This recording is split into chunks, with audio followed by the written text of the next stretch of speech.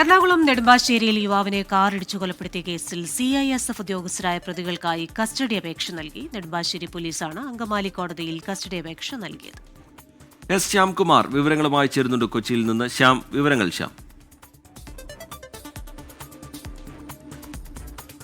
റിജിത്ത്, നെടുമ്പാശ്ശേരിയിൽ യുവാവിനെ കാറിടിച്ച് കൊലപ്പെടുത്തിയ കേസിലെ പ്രതികളായ CISF ഉദ്യോഗസ്ഥരെ കസ്റ്റഡിയിൽ ആവശ്യപ്പെട്ടാണ് നെടുമ്പാശ്ശേരി പോലീസ് അങ്കമാലി കോടതിയിൽ കസ്റ്റഡി അപേക്ഷ സമർപ്പിച്ചിരിക്കുന്നത്. ഈ കസ്റ്റഡി അപേക്ഷയും കോടതി ഇന്ന് പരിഗണിക്കും. പ്രതികളെ കസ്റ്റഡിയിൽ ലഭിച്ച് സംഭവ സ്ഥലത്തെത്തിച്ച് തെളിവെടുപ്പ് ഉൾപ്പെടെ പൂർത്തിയാക്കേണ്ടതുണ്ട്. കൊല്ലപ്പെട്ട ഐവിന്റെ ഫോൺ ശാസ്ത്രീയ പരിശോധനയ്ക്ക് അയച്ചിരുന്നു.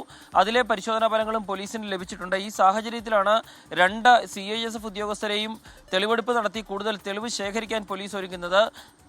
CISF ഉദ്യോഗസ്ഥരെ സംഭവ സ്ഥലത്തെത്തിച്ചാൽ കൂടുതൽ ജനകീയ പ്രതിഷേധം ഉണ്ടാകുമെന്ന് പേടിച്ചായിരുന്നു നേരത്തെ പോലീസ് കസ്റ്റഡി അപേക്ഷ വൈകിപ്പിച്ചത്. ഏതായാലും പ്രതികളുടെ ജുഡീഷ്യൽ കസ്റ്റഡി കാലാവധി കഴിയുന്നതിന് മുൻപ് തന്നെ കസ്റ്റഡി അപേക്ഷ നൽകാനാണ് ഇപ്പോൾ പോലീസ് തീരുമാനിച്ചിരിക്കുന്നത്. ഏതായാലും ഇന്ന് അവരുടെ കസ്റ്റഡി അപേക്ഷ കോടതി പരിഗണിക്കും.